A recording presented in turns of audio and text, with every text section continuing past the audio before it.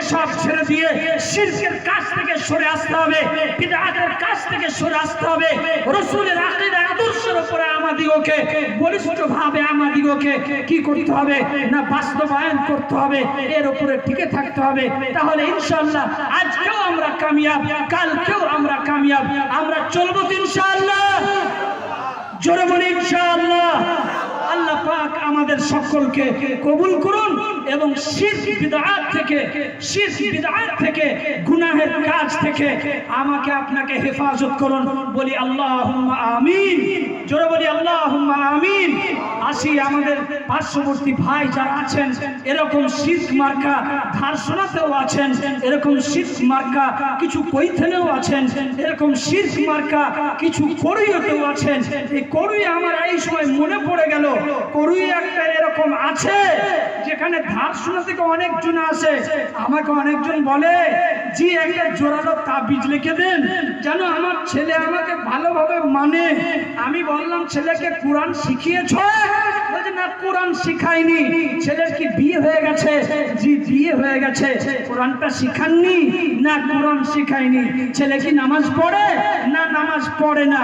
ছেলেকে কোরআন শিখাইনি, নামাজ পড়েনি, রাসূলের আদর্শ শিখাই নাই, সাহাবাদের ঘটনা শোনাই নাই, রাসূলের সুন্নাত সম্পর্কে ওয়াকিবহাল করেনি, ইসলামের ড্রপ তার ভিতরে পুশ করে নাই।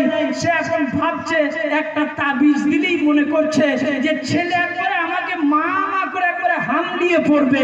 আরে যার ভিতরে যে আল্লাহ তোমাকে সন্তান দিয়েছে, কন্যা অথবা পুত্র সন্তান, যে আল্লাহ আপনাকে দান করেছেন, সেই আল্লাহর সঙ্গে বান্দার আপনি গার্জিয়ান হিসাবে কানেক্ট তৈরি করে দিলেন না।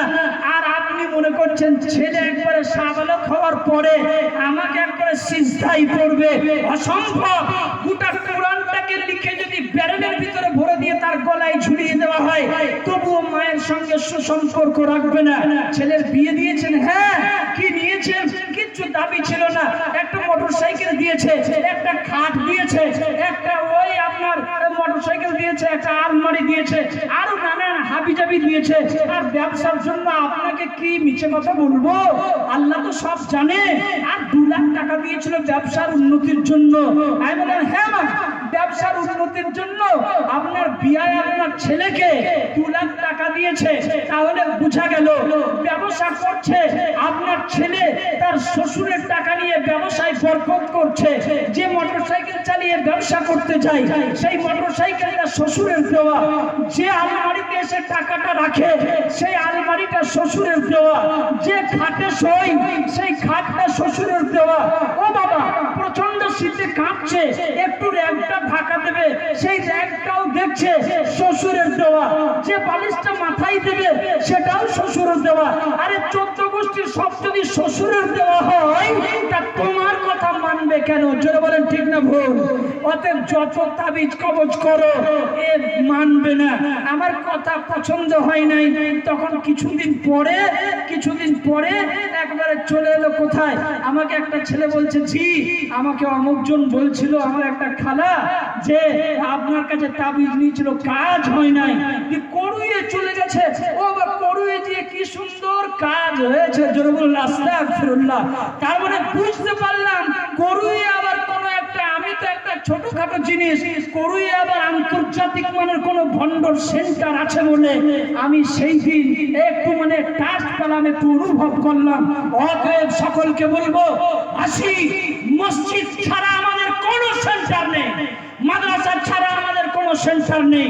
আমাদের সঙ্গে দেখতে পেলেন না, সারা পৃথিবী আমাদিগকে শিখাচ্ছে মুসলমানরা অত উগ্র কেন, মুসলমানরা অত লাভঝম্প করে কেন, মুসলমানরা একটু স্থির থাকতে পারে না কেন?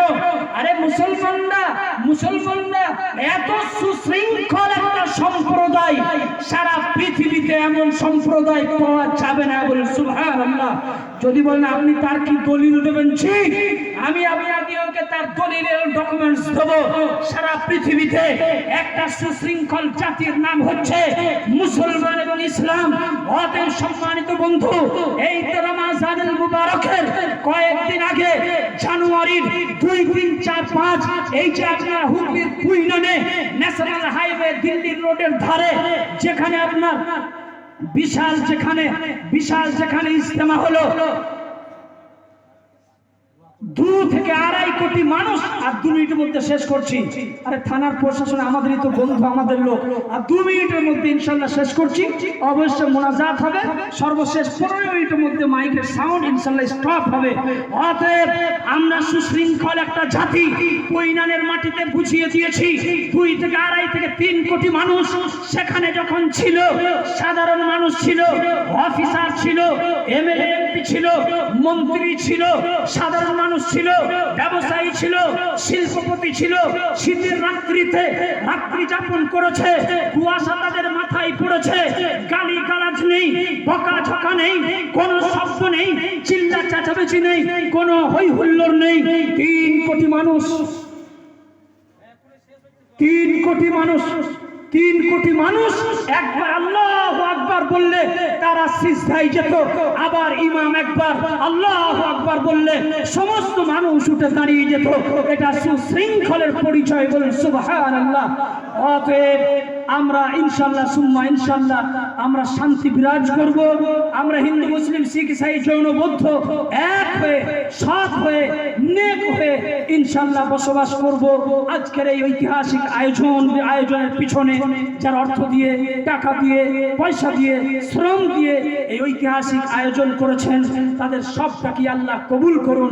যেই পুলিশ প্রশাসন বন্ধুরা যারা এই শান্তি শৃঙ্খলার জন্য যারা এই ব্যবস্থাপনা করেছেন, আল্লাহ তাদেরকেও সঠিক ডিউটি এবং তাদেরকেও তাদের দায়িত্ব পালন করার, আমার মতো গুনেগারকেও সঠিক দায়িত্ব পালন করার তৌফিক দান করুন। আমিন, আল্লাহুম্মা আমিন। বলতে মার্জনীয় ওয়া আখিরু দাওয়ানা আনিল হামদুলিল্লাহি রাব্বিল আলামিন।